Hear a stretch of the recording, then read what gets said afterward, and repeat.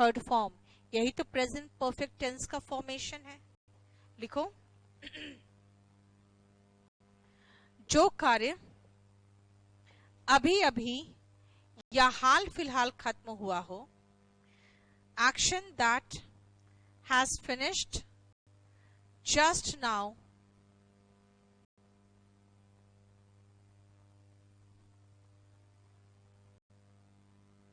और रिसेंटली, वो present perfect tense के अंतर्गत आते हैं। Comes in present perfect tense, वो प्रेजेंट परफेक्ट टेंस के अंतर्गत आते हैं। Comes in present perfect tense. ठीक है, बोलो कोई प्रॉब्लम यहां तक? और अब देखो क्या है, मैंने हैव के बाद वर्ब का थर्ड फॉर्म लगाया, इसका फॉर्मेशन क्या होगा? Subject plus has have plus verb का थर्ड फॉर्म, है ना। उसके बाद ऑब्जेक्ट है तो लगाओ, नहीं है तो मत लगाओ। नेगेटिव में क्या करेंगे? हैज नॉट, जिसका शॉर्ट फॉर्म होता है हैजंट, या फिर हैव नॉट, जिसका शॉर्ट फॉर्म होगा हैवंट, और फिर वर्ब का थर्ड फॉर्म, है ना। क्वेश्चन पूछेंगे तो यही हैज हैव उठ के आगे चल जाएगा। और ये स्ट्रक्चर तो ऑलरेडी हम लोग बार बार बताएंगे। हैज किसके साथ आएगा? सिंगुलर के साथ। हैव किसके साथ आएगा? प्लूरल के साथ। आई एक्सेप्शन है जिसके साथ हैव आता है ना। तो ये तो मैंने ऑलरेडी शुरू में ही बता दिया था आपको किसके साथ क्या आएगा। क्लियर? अब आओ सेकेंड और थर्ड में। देखो, अगर आप मुझे खाना ऑफर कर रहे हो तो मैं कहूंगी मैंने ऑलरेडी खाना खा लिया है, मतलब अभी थोड़ी खाया है, खा चुकी हूं, खत्म है मामला, आपसे पहले खा चुकी हूं। लेकिन यहाँ पे एक्शन का इंपॉर्टेंस है कि मैंने खाना ऑलरेडी खा लिया है। ये जैसे ऑलरेडी वर्ड है, जानते हो, ये ऑलरेडी भी एक सूचक है कि प्रेजेंट परफेक्ट का होता है, राइट। लेकिन अभी उस पर नहीं जा रही हूं मैं। देखो, हैव के बाद खाने का थर्ड फॉर्म लगाया, इसलिए अगर एक वाक्य में हैज हैव के बाद हैड दिखता है तो गलत नहीं है वो। और फिर यहां आओ, साइंस 19th सेंचुरी में काम किया, 20th में काम किया, 21st सेंचुरी में कर रहा है। तो हम क्या बोलना चाह रहे हैं? हमारा कहना है कि साइंस ने हमारी जिंदगी को बेहतर बना दिया है, बना चुका, अभी भी बना रहा है। लेकिन मैं 19th सेंचुरी में बना चुका, मैं कुछ नहीं बात कर रही हूं, मैं खाली इस एक्शन का इंपॉर्टेंस बता रही हूं। जब कार्य महत्वपूर्ण हो, कब हुआ उसका इंपॉर्टेंस नहीं है। और कोई पास्ट टाइम साथ में मैंने दिया भी नहीं है। पास्ट टाइम होता तो सिंपल पास्ट लगता, यानी पास्ट टाइम दिया नहीं है, एक्शन ऑलरेडी फिनिश्ड है, और एक्शन में एक्शन महत्वपूर्ण है ना कि टाइम, तो हम प्रेजेंट परफेक्ट टेंस लगाते हैं। इसलिए दोनों सेंटेंस सही है। लिखो नीचे, जब कार्य महत्वपूर्ण हो, when the action is important, when the action is important, ना कि कार्य होने का समय, and not the time of action,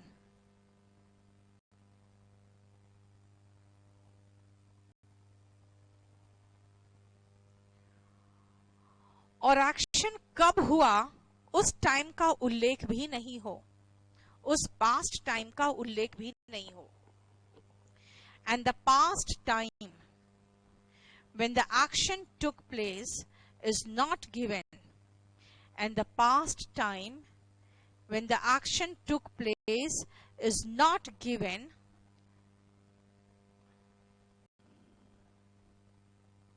तो हम प्रेजेंट परफेक्ट टेंस का प्रयोग करते हैं, तो हम प्रेजेंट परफेक्ट टेंस का प्रयोग करते हैं, comma, we use present perfect tense.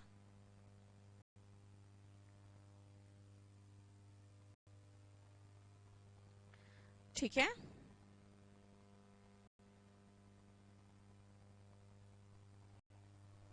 यहां मैं खाना खा चुकी हूं, ये इंपॉर्टेंट है। कब खाया मैं बता रही हूँ ना, इसका इंपॉर्टेंस है। अब खाना ऑफर कर रहे हो तो मैं कहूंगी मेरा पेट भरा हुआ है, मैंने ऑलरेडी खा लिया है। इसी तरह से यहाँ पर हम साइंस के महत्व को दर्शा रहे हैं। जैसे खुद सोचो, अगर आपने कल रात सारी बिस्किट्स खत्म कर दी या आपने सारा डब्बा खाली कर दिया और आज शाम को अगर दिख रहा है कि हाँ आपने खत्म किया है, तो भी आपकी माँ क्या कहेगी? You have finished all the cookies, you have eaten all the cookies, मतलब कि आपने खत्म किया है। वो कब खत्म किया आप अगर बोलना चाहोगे, तब कहोगे कि आई एट देम लास्ट नाइट, है ना? मतलब कल रात में खाया, तब आप वर्ब का सेकेंड फॉर्म लगा रहे हो। अदरवाइज देखो क्या कर रहे हैं, प्रेजेंट परफेक्ट टेंस लगा रहे हैं। यानी दो यूज पढ़ा हमने, पहला जस्ट नाउ, रिसेंटली, जैसे वर्ड्स हो जो अभी अभी खत्म हुआ दर्शा रहा है। दूसरा पढ़ा कब खत्म हुआ उसका इंपॉर्टेंस नहीं है, ना ही दिया हुआ है, बल्कि एक्शन हो चुका है एंड एक्शन का इंपॉर्टेंस है। ठीक है, जैसे एक क्वेश्चन आया था,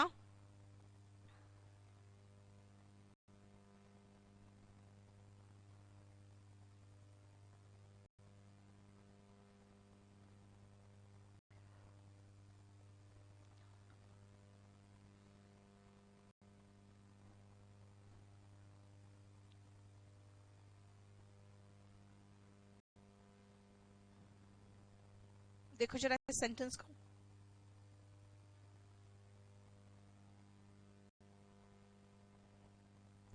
Did you see the Taj Mahal on a moonlit night? जानते हो इसका मतलब क्या निकलता है? इसका मतलब है कि आप ताजमहल देख चुके हो, और आपसे मैं ये पूछ रही हूं कि क्या तुमने जिस रात चांदनी रात थी, क्या उस रात देखा था? मतलब मैं अब आपसे खाली इतना पूछना चाह रही हूं कि क्या आपने जब ताजमहल देखा था उस रात क्या था? चांदनी रात थी। तब मैं कहूंगी did you see the Taj Mahal on a moonlit night. लेकिन अगर मैं इस सेंटेंस को डिड हटा के हैव लगा दूं और सी का सीन कर दूं, तो बनेगा have you seen the Taj Mahal on A moonlit night. यहाँ एक्शन इंपॉर्टेंट हो गया है कि क्या कभी आपने चांदनी रात में ताजमहल को देखा है? देख लो डिफरेंस। यहां पर मैं आपसे पूछ रही हूं कि क्या आपने कभी चांदनी रात को ताजमहल देखा है? मतलब मैं उस एक्शन का इंपॉर्टेंस दे रही हूं। लेकिन अगर मैं कहूंगी did you see the Taj Mahal on a moonlit night, का मतलब है आप देख चुके हो, ये मुझे पता है, लेकिन क्या वो रात चांदनी रात थी, ये पूछ रही हूं मैं। देख रहे हो, यहाँ एक्शन इंपॉर्टेंट है, वहां पे टाइम इंपॉर्टेंट था। सो रिमेंबर, क्या बोलना चाहते हो वो भी तो इंपॉर्टेंट होना चाहिए ना। ठीक है, बताओ कोई प्रॉब्लम? अब आओ फोर्थ में, you haven't paid the fee yet. I have completed 2 chapters या 2 pieces of work so far. आपको महसूस हो रहा है मेरा ये लिस्ट बड़ा होता जा रहा है? Yet, so far, ये वाले वाक्य जो दिखेंगे आपको सिंपल प्रेजेंट टेंस वगैरह नहीं, बल्कि प्रेजेंट परफेक्ट में दिखेगा। खासकर येट का एक और ध्यान रखना, ये नेगेटिव वाक्य में ही आता है बस। सो फार तो पॉजिटिव नेगेटिव में दोनों में आ सकता है, हालांकि दोनों का मीनिंग सेम होता है। इसीलिए पहले फोर्थ और फिफ्थ में आप सो फार और येट दोनों का मीनिंग लिखो।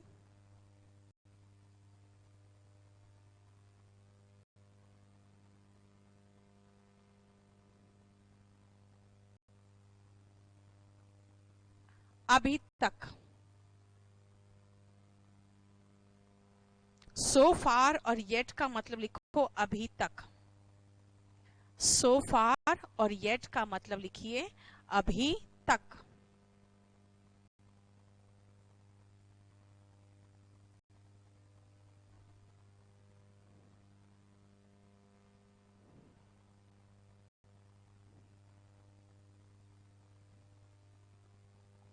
ठीक है, मतलब देखो ध्यान से, मैं कह रही हूं कि आपने अभी तक फी पे नहीं किया, मतलब जब मैं बोल रही हूं ना तब तक नहीं किया है अभी तक, और मैंने अभी तक 2 काम खत्म किए हैं, तो वहां पर मैं लिख रही हूं आई हैव कंप्लीटेड। अगर मान लो मैं कहूं 2 काम भी अभी तक कंप्लीट नहीं हुआ है मुझसे, तो मैं कहूंगी I haven't completed even 2 pieces of work so far. मतलब सो फार तो हम पॉजिटिव और नेगेटिव दोनों में लगा दिए, लेकिन ये जो येट है ना वो सिर्फ नेगेटिव में आता है। देखो, अगर मैं कहूं मैंने अभी तक फीस पे तो नहीं किया है, यही बात बोलोगे। अभी तक फीस पे किया है ये थोड़ी बोलोगे। हाँ, ये कहोगे अभी तक हमने 2 इंस्टॉलमेंट दे दिए हैं, और आप कहोगे मैंने अभी तक 2 इंस्टॉलमेंट भी नहीं दिए हैं, तो यहां पर अब सो फार लगा सकते हो दोनों में। लेकिन अभी तक मैंने 2 इंस्टॉलमेंट भी नहीं दिए हैं, वहां पर भी येट आ सकता है। I haven't paid even 2 instalments yet. समझ में आया? लिखो, येट का प्रयोग प्रेजेंट परफेक्ट टेंस में होता है, नेगेटिव सेंटेंस में होता है। Yet is used in present perfect negative tense, yet is used in present perfect negative tense अगर yet का अर्थ हो अभी तक। if yet means till now, if yet means till now,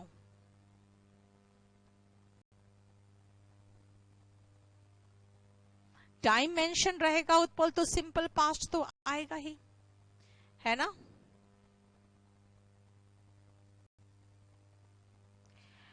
अनुज, आपका पहला सेंटेंस ही पैसिव वॉइस में है, तो फिर दूसरा में फिर से इस लगाने की जरूरत क्या है?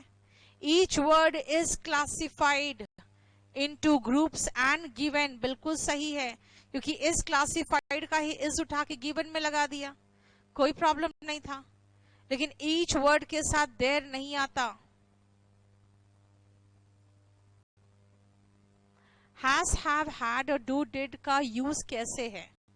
मैंने आपको सुमन हैज, हैव, हैड, अभी तक तो मैंने कुछ नहीं बताया है उसके बारे में, मेन वर्ब तो करा रही हूं अभी मैं, मतलब मेन में अभी मैं करा रही हूँ सेंटेंसेस में। लेकिन डू डिड का मतलब करना भी होता है और हेल्पिंग वर्ब भी होता है। हैज, हैव खाने के सेंस में देखो मेन वर्ब हो गया, है ना, प्राप्त करने के सेंस में मेन वर्ब हो गया, लेकिन हेल्पिंग वर्ब के रूप में आएगा तो उसके बाद थर्ड फॉर्म आता है। थर्ड को फिर से एक्सप्लेन करें, थर्ड सेंटेंस क्या था?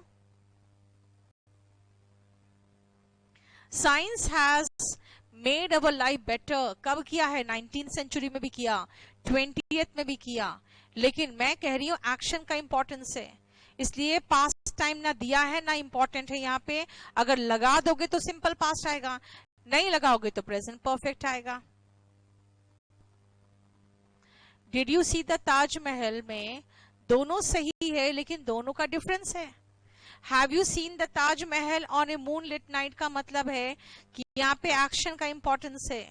और अगर आपने देखा, और मैं कहूंगी क्या तुमने चांदनी रात में देखा था, क्योंकि चांदनी रात में अलग दिखता है वो, तो मैं उस टाइम को इंपॉर्टेंस दे दूंगी, तो मैं पूछूंगी did you see it on A moonlit night. लेकिन अगर मैं कहूंगी क्या कभी देखा है आपने चांदनी रात में, एक्शन का इंपॉर्टेंस दे रही हूं, तो क्या कहूंगी? Have you seen the Taj Mahal on A moonlit night. ठीक है, नेक्स्ट आओ, क्या लिखा है मैंने कि अगर येट का अर्थ है टिल नाउ, है ना, अभी तक, तो येट प्रेजेंट परफेक्ट टेंस में आता है। जरा सेंटेंस देखो तो 2-3 पहले इसका एक्सप्लेनेशन में।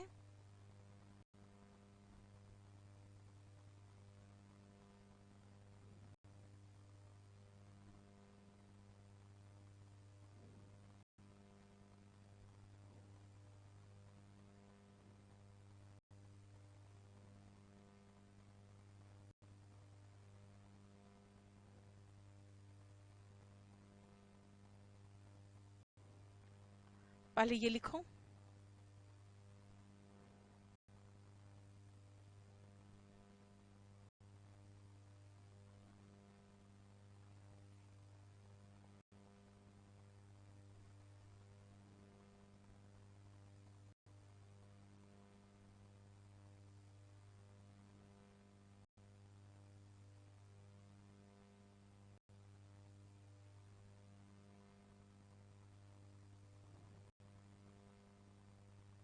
चलो अब देखो ध्यान से, He worked hard yet he failed। भाई yet का मतलब यहाँ पे अभी तक तो है ही नहीं, फिर भी है, फिर भी है, ठीक है। इसलिए वो वाला नियम तो इस पर लागू ही नहीं होगा, क्योंकि मैंने क्या कहा है, yet का मतलब अभी तक हो तब प्रेजेंट टेंस आएगा, है ना। तो लो yet का मतलब अभी तक तो आ गया, अभी तक नहीं आया है। He is yet to come का मतलब है कि वो अभी तक आना उसका बाकी है, अभी तक उसका आना बाकी है। इसका मतलब ही इज येट टू पे द फी का मतलब है कि अभी तक पे करना बाकी है। बिल्कुल सही फॉर्मेशन है। सोचो खुद इसका मीनिंग क्या निकलता है। इसका मतलब है कि ही हैजंट यानी he has not come home yet, है ना। देखो इसके मीनिंग में तो हास आया ना, क्योंकि टू प्लस वर्ब का बेस फॉर्म क्या होता है, निकट भविष्य में जो होने वाला है, अभी तक नहीं आया है, तो he is yet to come का मतलब अभी तक नहीं पहुंचा है ना। इसका मीनिंग तो ये निकल रहा है ना। इसलिए अगर इस स्ट्रक्चर को हमने चेंज करके लिख दिया, इसका मतलब थोड़ी है कि नियम चेंज हो गया। रूल इज देयर, वो सेम चीज है वहां पर, लेकिन उसका स्ट्रक्चर चेंज करोगे ना तो देखो फिर वो हैज हट गया, क्योंकि आपने स्ट्रक्चर ही चेंज कर दिया। इसीलिए यहां पर क्यों नहीं लागू हुआ, क्योंकि येट का मतलब फिर अभी तक निकलता ही नहीं है। यहां अभी तक है फिर भी क्यों नहीं लागू हुआ, क्योंकि अगर उसका स्ट्रक्चर थोड़ा सा आप चेंज करोगे तो वो तो निकल ही रहा है, वही वहां पे हैज आ ही रहा है ना। और उसी को दूसरे तरीके से लिख दिए हैं तो स्ट्रक्चर चेंज हो गया। सो 4 और 5 तक कोई प्रॉब्लम है तो बताओ, 5 तक कोई प्रॉब्लम हो तो।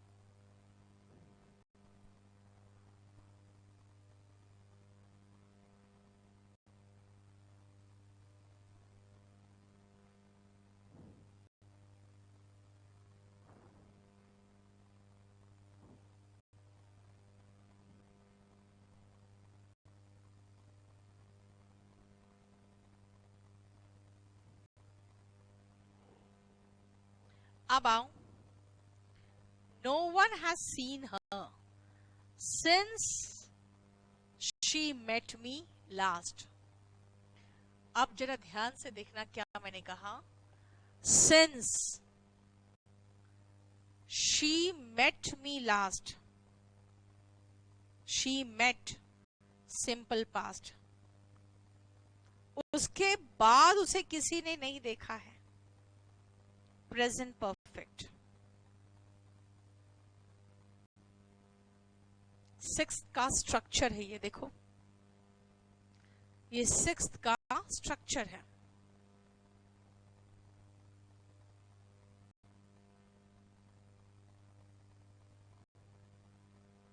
ऑल्दो क्यों आएगा, ऑल्दो का रीजन ही नहीं उस सेंटेंस में। क्या है, फर्स्ट सेंटेंस क्या था, although he worked hard, he failed कर सकता है, करना चाहते हो तो कर दो। येट का मतलब वहां बट निकल रहा है, कंजंक्शन नहीं पढ़ा रही हूं मैं। अब ऑल्दो बट येट सब कंजंक्शन में पढ़ोगे। आज 6 में सुनो ध्यान से, since she met me last, since का मतलब है जब, जब मैं पिछली बार उससे मिली थी उसके बाद आज तक नहीं देखा है। अब इस सेंटेंस में मैं आपको एक कॉमन मिस्टेक बताती हूं जो टेंस का है। अब देखना, मैं इससे आपको रिलेट करके बताती हूँ। जब आप ट्रांसलेशन से इंग्लिश सीखते हो ना तो ऐसे पढ़ते हो, वो जा चुका है तो ही हैज गॉन, वो चला गया तो ही वेंट। क्यों, क्योंकि वहां पे वो ट्रांसलेशन में सिखाते हैं कि चुका है, चुकी है में खत्म होता है तो प्रेजेंट परफेक्ट टेंस लगाओ। फिर कहते हैं आ ए ई में खत्म होता है तो सिंपल पास्ट लगाओ। तो वही कहा, ही हैज गॉन और चला गया तो ही वेंट। फिर कहते हैं था थे थी में खत्म होता है तो पास्ट परफेक्ट लगाओ, यानी अगर वो चला गया था तो कहते हैं ही हैड गॉन लगाओ। अब उसके बाद बच्चा कंफ्यूज होता है, he has gone, he went, and he had gone. भाई तीनों में तो चला गया। अब तीनों में चला गया तो तीन विभिन्न प्रकार के टेंस क्यों यूज कर रहे हैं? नहीं यूज करना चाहिए आपको एक ही सेंटेंस में वो। द रीजन इज, मैं आपको अब समझाती हूं कि कहां हम प्रेजेंट परफेक्ट लगाएंगे, कहां सिंपल पास्ट और कहां पास्ट परफेक्ट। सिंपल पास्ट में मैंने कहा जो एक्शन फिनिश्ड है वो सिंपल पास्ट है, तो इसमें भी तो फिनिश्ड है कि मैं आ चुकी हूं, अभी अभी आई हूं लेकिन आ तो चुकी हूं। तो यहां सिंपल पास्ट क्यों नहीं लगा? क्योंकि वहां पे एक्शन का इंपॉर्टेंस था और पास्ट टाइम नहीं दिया था। जब पास्ट का टाइम दिया हो या पास्ट इंपॉर्टेंट हो और वो इतिहास में ही दर्ज हो चुका हो, तो क्या कहते हैं, Akbar became a king at the age of 13। Has become थोड़ी किया, वो अभी अभी थोड़ी हुआ है, वो भूतकाल में हो चुका। इसीलिए ध्यान रखना, जहां पर पास्ट का एहसास होता है ना वो सिंपल पास्ट, जहां अभी अभी का एहसास होता है प्रेजेंट परफेक्ट। लेकिन कुछ एक्शंस में अभी अभी का एहसास नहीं होता है, लेकिन एक्शन महत्वपूर्ण होता है। विज्ञान ने हमें बहुत कुछ दिया है, हमारी जिंदगी को बेहतर बना दिया है। बेहतर बना दिया था कहाँ बोलते हो, बेहतर बना दिया है, यानी उसका रेलेवेंस प्रेजेंट में मौजूद है। अब आते हैं सिंपल पास्ट, पास्ट परफेक्ट और प्रेजेंट परफेक्ट में क्या करना है आपको। ध्यान दो, मान लो मैं आपको ऐसे समझाऊं कि ये तीन एक्शन है ए बी सी और तीनों खत्म है, हो चुका, तीनों फिनिश्ड है, तीनों काम हो चुके। कैसे हुए? वही क्रम में जैसे ए बी सी बोलते हैं, पहले ये हुआ, फिर उसके बाद ये हुआ, उसके बाद ये हुआ, ऐसे क्रम में खत्म हुआ है। अब मुझे सिंपल पास्ट, पास्ट परफेक्ट और प्रेजेंट परफेक्ट सिखा दो। तो मैं कहूंगी ऐसे करो, इसको सिंपल पास्ट बना दो। यानी बी अगर पास्ट में खत्म हुआ और उसके बाद सी हुआ ना, तो सी को प्रेजेंट परफेक्ट में लिखना। ठीक है? मतलब हमने इस चीज को समझा दिया आपको कि मैं दो एक्शन बता रही हूं, बी और सी। बी खत्म हो गया, फिर सी हुआ, दोनों खत्म। तो मैं बी को क्या करूंगी ना, सिंपल पास्ट में लगाऊंगी और सी को प्रेजेंट परफेक्ट में। अभी मैं ए को नहीं सिखा रही हूं आपको, मैं सिर्फ इन दोनों में आ रही हूं। मैंने कहा बी खत्म हुआ फिर सी खत्म हुआ। देखो बी खत्म हुआ, आखिरी बार जब उससे मिली थी, उसके बाद किसी ने उसे देखा नहीं देखा, ये सी है ना। आखिरी बार मिली थी, देखो सिंपल पास्ट है। उसके बाद जो हुआ या नहीं हुआ, उसके बाद की बात है ना, देखो ये सी है है ना। बस इसी से तो रूल बन गया कि सिंस वी पार्टेड वेज, जब से हम अलग हुए हैं। देखो, और थोड़ा सा सिंस पे जोर देना है, तो मैंने कह दिया ever since we parted ways, हमने एक दूसरे से बात नहीं की है। We haven't talked. देखो क्या किया, पहले रास्ते अलग अलग हुए, तब से हमने कोई बात नहीं की है। वी हैवंट टॉक्ड, रास्ते अलग हुए सिंपल पास्ट में, फिर बातें नहीं की। आखिरी बात मुलाकात हुई, उसके बाद किसी ने नहीं देखा। तो देखो, सिंस के बाद अगर सिंपल पास्ट हो तो सिंस के पहले प्रेजेंट परफेक्ट होगा। लेकिन हो सकता है आपको उल्टा दे दें, उल्टा भी कर सकता है।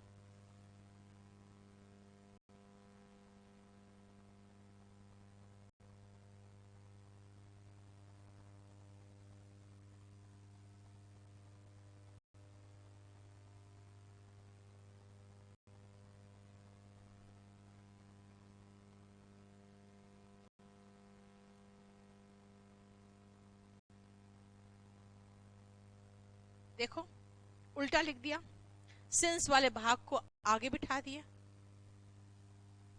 यस उत्पल, येट का प्रयोग सिर्फ नेगेटिव सेंटेंस में होता है।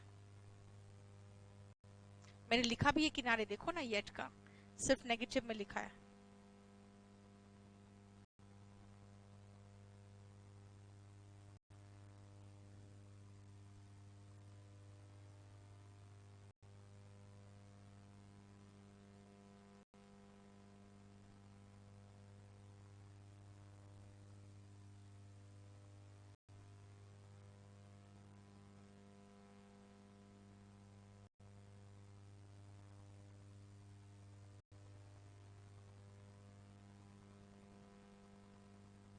हो गया? चलो देखो ध्यान से,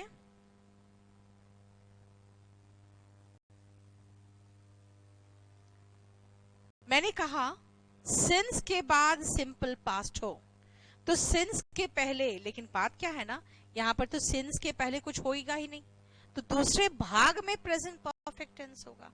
हम इसमें ये चीज लिख लेंगे, है ना? बताओ कोई प्रॉब्लम यहां तक है दोनों में? तो लिखो, अगर सिंस के बाद सिंपल पास्ट टेंस दिखाई दे, if since is followed by simple past tense,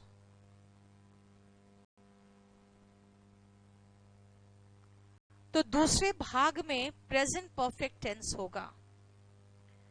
The second part will be in present perfect tense. तो दूसरे भाग में present perfect tense होगा। The second part will be in present perfect tense.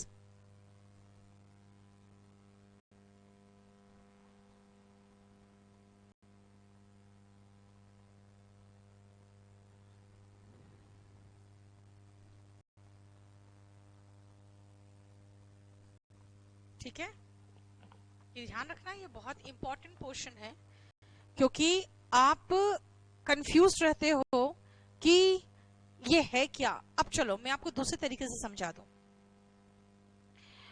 मान लो मैं ये कहूं कि वी पार्टेड वेज, कब?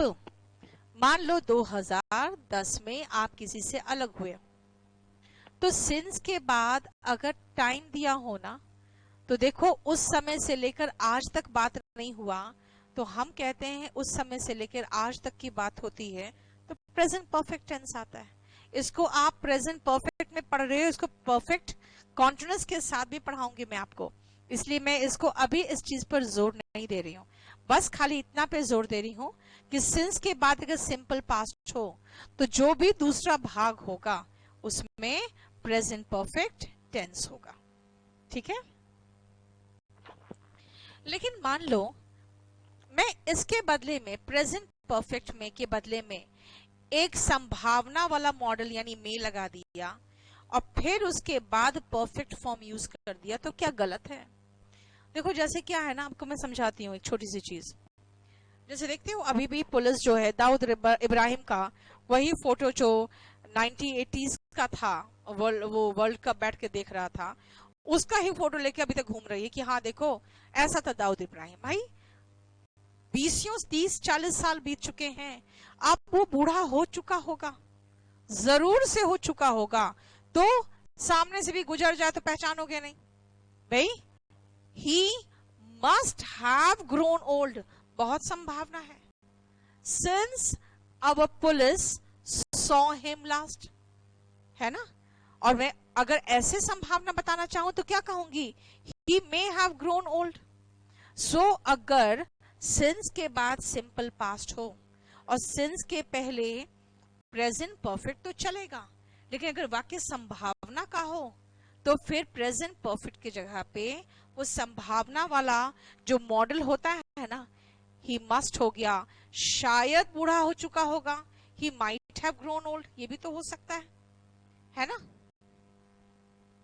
तो संभावना वाला मॉडल जो संभावना व्यक्त करे और प्लस परफेक्ट फॉर्म होना चाहिए, हाँ प्लस V3, वो भी तो लग सकता है। यानी मैं कॉन्फिडेंट हूं तो कहूंगी he has grown old since we saw him last, लेकिन शायद हो चुका होगा तो he may have grown old, जरूर हो चुका होगा तो he must have grown old, है ना? लिखो नीचे इसका एक्सप्लेनेशन।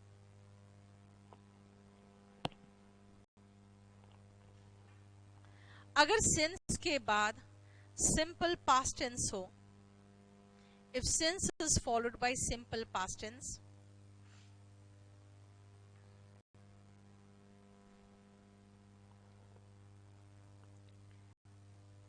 लेकिन बट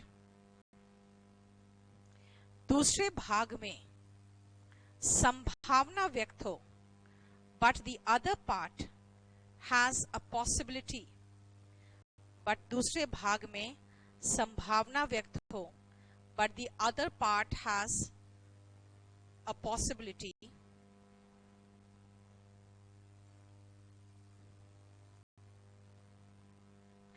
तो संभावना वाले मॉडल को परफेक्ट फॉर्म में लगाएं, comma the model denoting possibility will be in perfect form. The model denoting possibility will be in perfect form.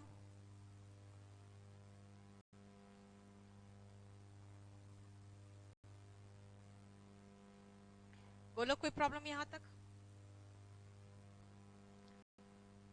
Right? चलो बस इतना ही आज रहने दो। हालांकि हम प्रेजेंट परफेक्ट टेंस आज खत्म नहीं कर पाए हैं।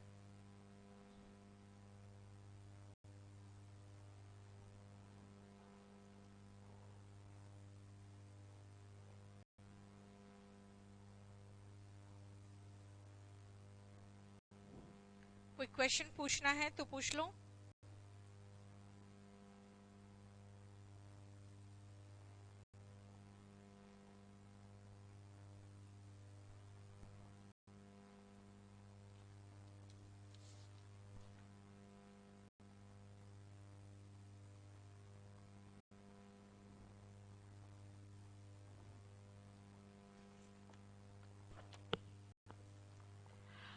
विनीत, लास्ट में मैं क्या टाइमलाइन बनाऊंगी टेंस का, जरा बताओ तो। टेंस का टाइमलाइन मैं बना सकती हूँ स्कूल स्टूडेंट्स के लिए, उसका फॉर्मूला बना के, उसका स्ट्रक्चर देके। आपको इतना डिटेल में पढ़ा रहे हैं कि उसका टाइमलाइन बनाने में फिर से वही हो जाएगा। ठीक है, क्या हुआ? हाँ, मैं बता रही हूँ। येट का प्रयोग नेगेटिव में होता है, ठीक है। as soon as kind of conditional में देखो क्या है, as soon as a telephone rang। अब देखो ये जो as soon as है ना, वो सेम टाइम को डिनोट करता है, इसलिए बिल्कुल सही है और दोनों सिंपल पास्ट में है। मॉडल का परफेक्ट फॉर्म जो होता है वो ये होता है, मॉडल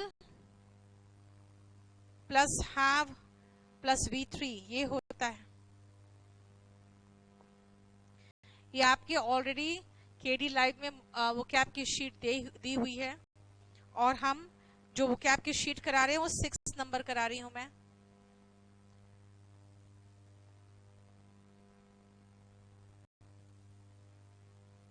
माइट जो है ये मॉडल है, ये कम संभावना दर्शाता है। माइट मेक का पास्ट फॉर्म है, लेकिन वो अलग चीज है। माइट बहुत कम संभावना दर्शाता है और मस्ट बहुत ज्यादा संभावना दर्शाता है ना, ये ध्यान रखना। पॉसिबिलिटी की बात होगी ना, तो माइट लो पॉसिबिलिटी दर्शाता है, मस्ट हाई पॉसिबिलिटी दर्शाता है, और दोनों के बीच में आ जाता है, इसलिए वहां पे माइट को थर्ड फॉर्म मत करना। क्या पूछ रहे हो Deepak? I did my best, I didn't my best कुछ होता ही नहीं है, I didn't do my best होगा। द सोर्स का स्पेलिंग रॉन्ग है Pranjal, the source of vitamin is होगा। क्या करते हो, तुरंत इधर उधर कर देते हो तुम। The source of vitamin is होगा, सोर्स की बात हो रही है। और चलो बाकी दिखाओ क्वेश्चंस। व्हाट इज ए इन, अभी ए नहीं बता सकती हूँ मैं अभी ना, रुक जाओ, अभी पास्ट परफेक्ट नहीं पढ़ाया है। लाइन रिपीट कर दो। कौन सा रिपीट कर दो यार, चलो।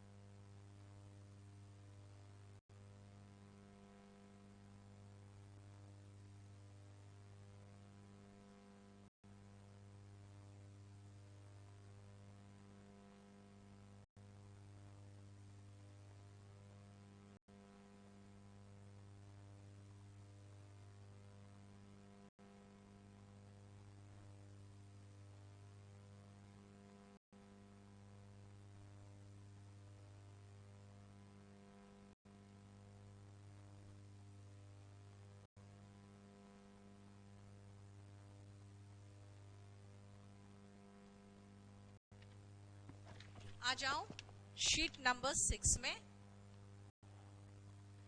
देखो हम लोग 12 तक कर चुके थे, अब आते हैं पैनोफोबिया में। देखो फोबिया वर्ड जहां दिखे ना, समझ जाओ फियर की बात हो रही है। पैनोफोबिया होता है जब सब चीज से आपको डर होता है ना, तो पैनोफोबिया होता है।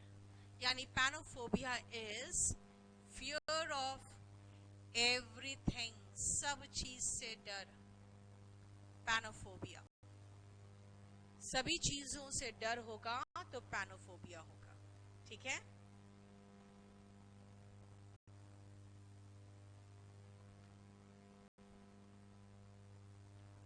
फाइन। नेक्स्ट आओ पैनॉप्टिक।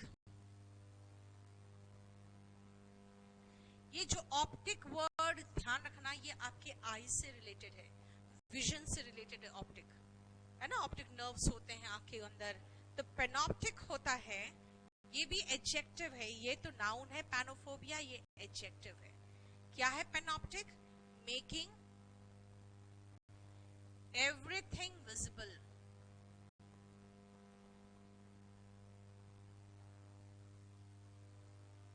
पैनॉप्टिक, ठीक है। नेक्स्ट आओ पैंटोलॉजी। पैंटोलॉजी, लॉजी स्टडी और पैन इज ऑल। जब आप पैंटोलॉजी करते हो ना, तो पैंटोलॉजिस्ट बन जाते हो, यानी सब चीज के ज्ञानी बन जाते हो, आपको सब कुछ आता है। इसलिए pantology is universal knowledge, knowledge of everything. यही तो है, इंडिया में भी बिकम पैंटोलॉजिस्ट। और कोई भी एक चीज में स्पेशलिस्ट होते ही नहीं है, सब कुछ आता है, लेकिन सब कुछ थोड़ा थोड़ा आता है ना। नेक्स्ट आओ पैंटोगैमी।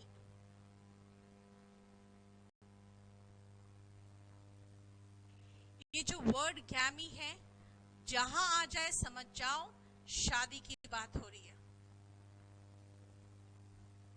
पैंटोगैमी, अब सोचो इंडिया में तो हम सोच ही नहीं सकते पैंटोगैमी के बारे में। पहले तो आपको अपने रिलीजन देखना पड़ेगा, फिर अपना कास्ट भी होना चाहिए, फिर अपना गोत्र नहीं होना चाहिए। यानी इतने सारे नियम कानून होते हैं कि हम पैंटोगैमी के बारे में सोच ही नहीं सकते। Pantogamy is a belief that everyone can marry everyone, यानी one can marry all। all मतलब सबसे तो शादी नहीं कर सकते हैं, मतलब क्या, किसी से भी कर सकते हैं, है ना। इसे पैंटोगैमी is belief that one can marry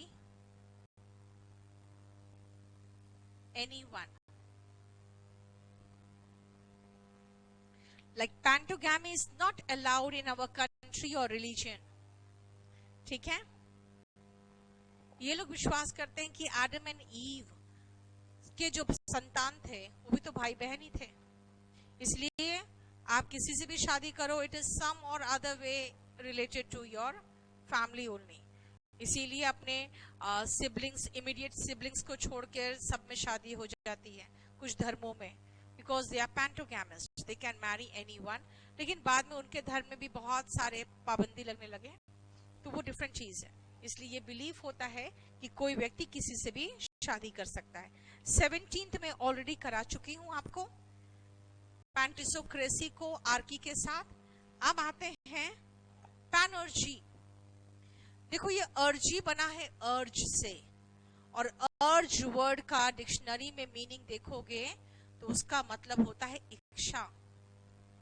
यानी जब आप इच्छुक होते हो कुछ भी कर जाने के, तो पैनर्जी होता है, यानी विलिंगनेस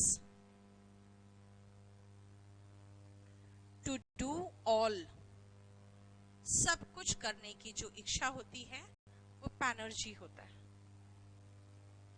ठीक है,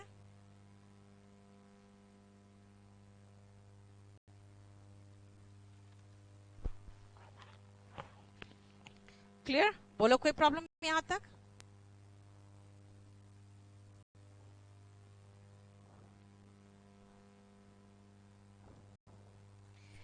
नेक्स्ट आप आओ word pantomime.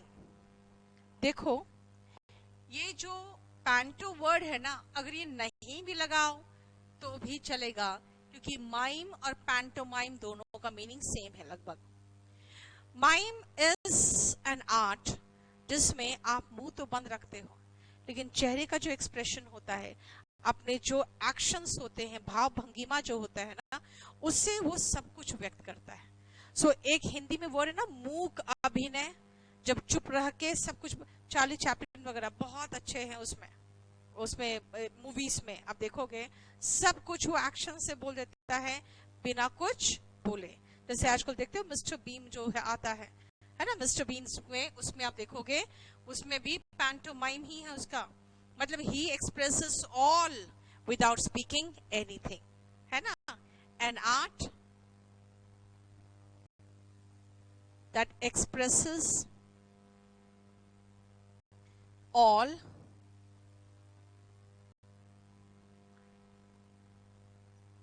without speaking anything।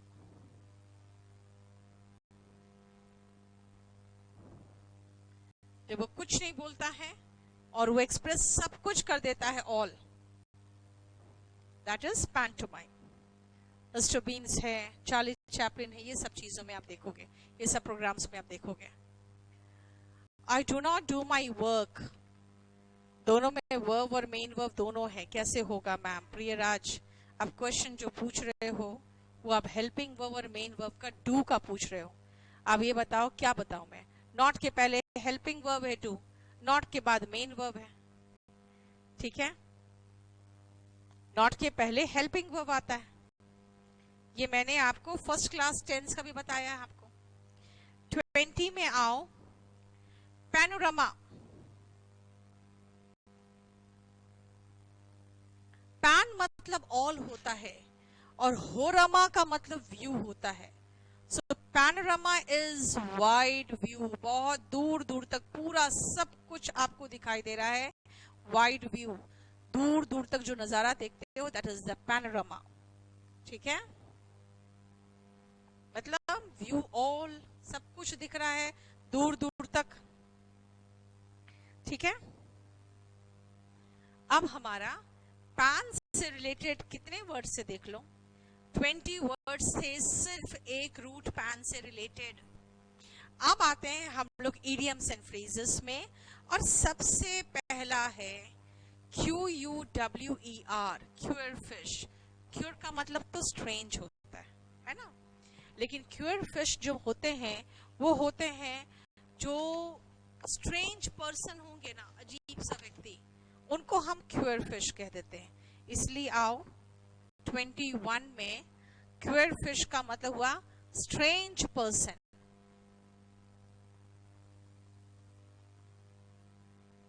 Strange person, विचित्र व्यक्ति, ठीक है।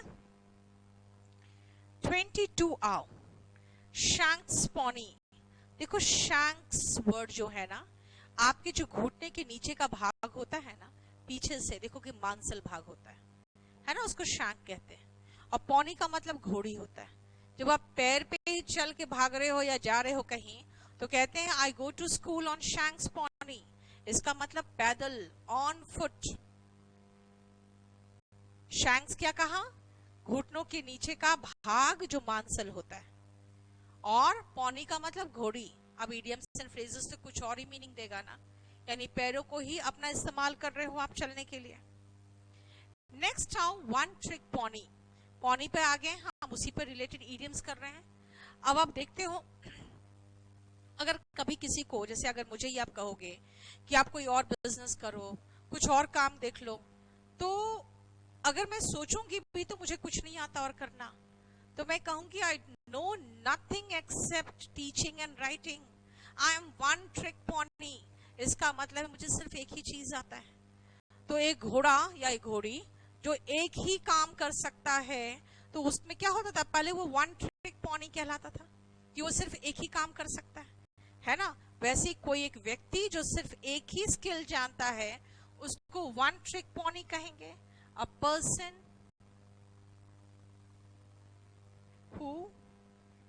हैज जस्ट वन स्किल, इसके अलावा उसको कुछ नहीं आता, तो वो वन ट्रिक पॉनी कहलाएगा। ठीक है, बोलो कोई प्रॉब्लम यहां तक? नेक्स्ट आओ 24, a dog in a manager. देखो ये मैंजर जो वर्ड होते हैं ना, इसका ध्यान रखना, ये होता है जहां पे गाय भैंस वगैरह को वो चारा और पानी दिया जाता है ना, वहां पे उसका चारा और पानी रखा जाता है, उसको मैंजर कहते हैं, है ना। वहां पे वो चारा खाएगा और पानी पिएगा, जहां पे गाय भैंस वगैरह रखते हैं वहां पे। अब मान लो वहां पे एक आपने कुत्ते को छोड़ दिया, उसके अंदर रख दिया, और वो जो कुत्ता है उसके लिए वो चारा का तो कोई इंपॉर्टेंस नहीं है, क्योंकि कुत्ता तो चारा खाता नहीं है। लेकिन अंदर अब गाय को भी आने नहीं देगा वो, क्यों? क्योंकि गाय जैसे घुसेगी वैसे वो भौंक के या काट के भगा देगा। इसका मतलब ना वो खुद उस चीज को एंजॉय कर रहा है और ना किसी को करने दे रहा है। वही है a dog in a manager. इसका मतलब है, अब इंसान पे लागू कर दो इसको, a person who does not let others to enjoy a thing and he himself too does not enjoy that। है ना, मतलब ना खाऊंगा ना खाने दूंगा वाली हालत। ठीक है,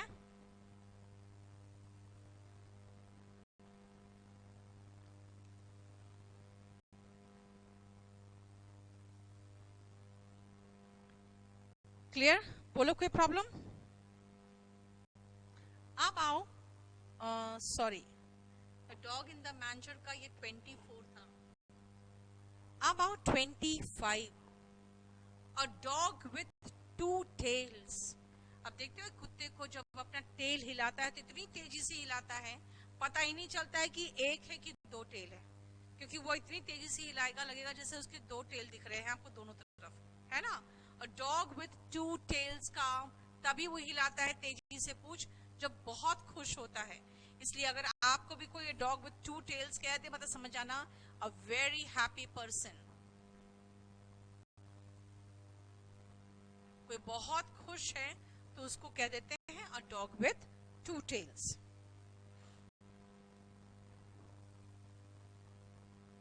घर में देखते हो जब आप खाना छोड़ देते हो तो आपकी माँ क्या करती है, उसको कुत्तों को डाल देती है जाके, है ना। यानी खाना गो टू डॉग्स कब होता है, जब वो वेस्ट होता है। तो इसीलिए कोई भी चीज अगर हम कहते हैं इट गोज टू डॉग्स, इसका मतलब it is wasted. So go to dogs का मतलब टू बी वेस्टेड, बर्बाद होना। ठीक है, इमेजिन करो आपको जो समझा रहे हैं।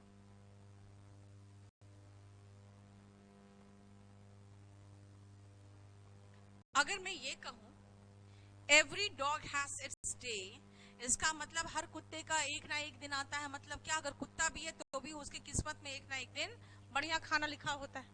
इसका मतलब है कि हम लोग तो इंसान हैं, हमारे पास एक ना एक दिन हमें अपॉर्चुनिटी नॉक जरूर करती है। कहते हैं कि अपॉर्चुनिटी तो नॉक करेगा ना, लेकिन दरवाजा तो घर का आपको बना के रखना है ना। अब घर में दरवाजा ही नहीं तो नॉक कहां से करेगा। मतलब क्या है कि आपको मौका तो मिलेगा, लेकिन उस मौका के लिए आपको रेडी भी तो रहना है। इसीलिए every dog has its day का मतलब होता है अपॉर्चुनिटी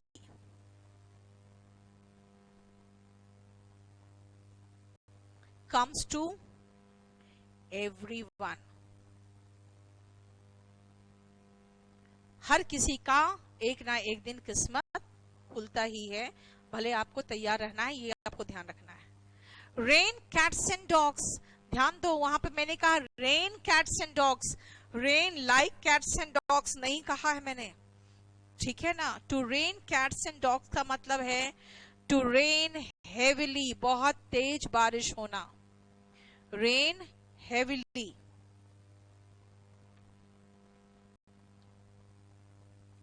ठीक है। A cat and dog life, आप देखते हो कुछ हस्बैंड एंड वाइफ बहुत कुत्ते बिल्ली की तरह लड़ते रहेंगे लेकिन साथ में रहेंगे। क्या कहते हैं? कुत्ते बिल्ली की तरह लड़ते हैं, मतलब कि बहुत ज्यादा उनकी लड़ाई होती है। कैसी लड़ाई है उनकी? कैट एंड डॉग की तरह लड़ते हैं, यानी कि a cat and dog life का मतलब हुआ अ मिसरेबल मैरिड लाइफ, है ना।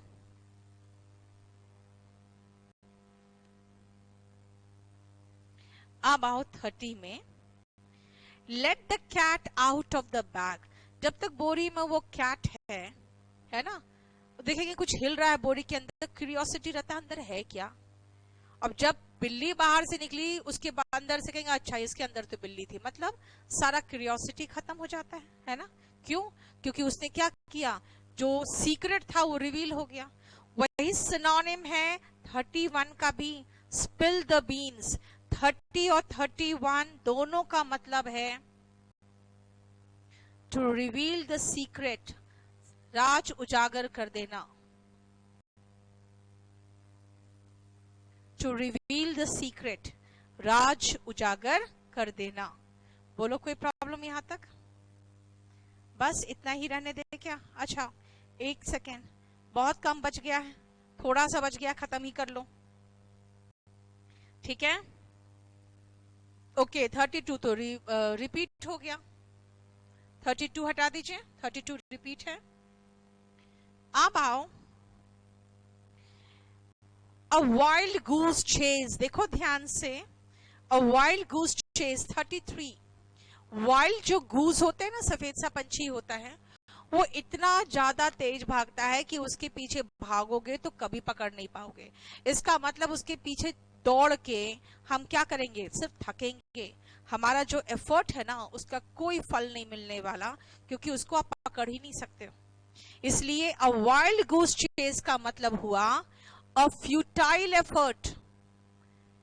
फ्यूटाइल का मतलब होता है निष्फल कोशिश, ऐसी कोशिश जिसका कोई फल नहीं मिलेगा। ठीक है। अब बर्ड आई व्यू, सॉरी 34, 34 आओ। Have another fish to fry, have another fish to fry, इसका मतलब है सामने तो मैं कुछ और दिखा रही हूं आपको, आप जब चले जाओगे ना तो I have some other good big fish to fry for myself, खाने के लिए मैं अपने लिए कुछ और रख रही हूँ, आपको कुछ और दिखा रही हूँ। इसका मतलब I have some secret plan to pursue, मैं कुछ और है इरादा मेरे दिमाग में करने का जो आपको मैं बताने नहीं जा रही हूँ। इसलिए have another fish to fry का मतलब है to have a secret plan to pursue, यानी कुछ और भी है मेरे दिमाग में। मैंने कहा ना आपके सामने कुछ और पका रही हूं, I have another fish to fry, यानी कि और कुछ और है जो मैं अपने लिए बनाने वाली हूं, आपको नहीं दिखा रही हूं। ठीक है।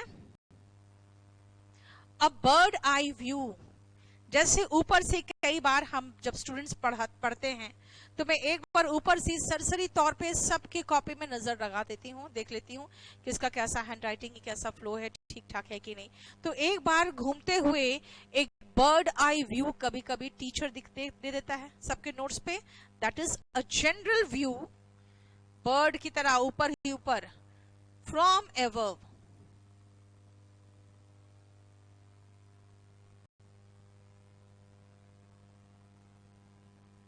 ठीक है। लेकिन जरा ईगल को देखते हो, बहुत ऊपर से एक चूहा उसको दिख जाता है, ऊपर से वो आता है, झपट्टा सीधा चूहा पर ही मारता है वो, और फिर लेके चला जाता है। इसका मतलब उसका कैसा है, वो जनरल व्यू नहीं है, उसका बहुत सटीक कीन आईज है उसका। इसलिए eagle view is keen observation. बहुत सटीक और बारीक अगर ऑब्जर्वेशन करते हो तो ईगल व्यू होता है, सरसरी तौर पे तो वो बर्ड आई व्यू होता है ना। अ बर्ड ऑफ पैसेज, बस पास करके वहां से जा रहा है, वहां रुकने वाला नहीं है। इसका मतलब क्या है ना, जब आप बर्ड कोई उड़ता हुआ निकल रहा है, इसका मतलब वहां पे वो थोड़ी देर के लिए रुकेगा, अगर रुका तो पानी नहीं पीने के लिए, फिर वो निकल जाएगा। सो अ बर्ड ऑफ पैसेज का मतलब है जो कभी कभार वहां आता है। A person who is not a general visitor, जो हर रोज का मेहमान नहीं हो, कभी कभार ही उधर से निकलता हो। अब आओ 38, वो आधा है। बर्ड ऑफ ए फेदर पूछता है, इसलिए हमने लगा दिया bird of a feather. Otherwise ये होगा birds of a feather flock together. Flock का मतलब होता है इकट्ठा होना, टुगेदर मतलब एक साथ। चोर चोर मुसेरे भाई इसका है, यानी देखते हो क्लास में जो पढ़ने वाले इकट्ठे रहते हैं, जो बदमाशी वाले इकट्ठे रहते हैं, यानी कि जनरली वो पहचान ही जाते हैं कि मेरी कैटेगरी का कैसे लड़के हैं, है ना। यानी कि people with a common interest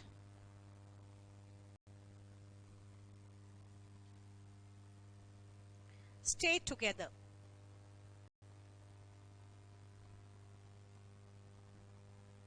इसका मतलब खाली बर्ड ऑफ अ फेदर पूछोगे, इसका मतलब होगा कि पीपल विथ कॉमन इंटरेस्ट, है ना। फ्लॉक टुगेदर का मतलब स्टे टुगेदर हुआ। Herman, it is the second communication we have sent and we are much surprised at receiving no answer.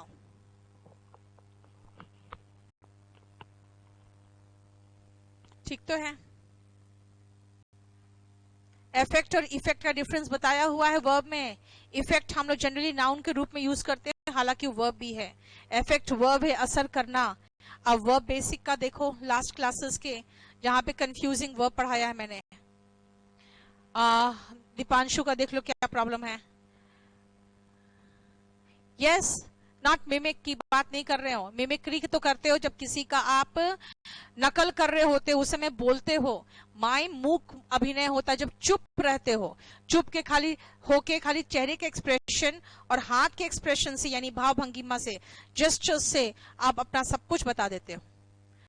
और क्या, नीचे करो, नीचे करते करते चले जाओ। हो गया, ये सब हो गया।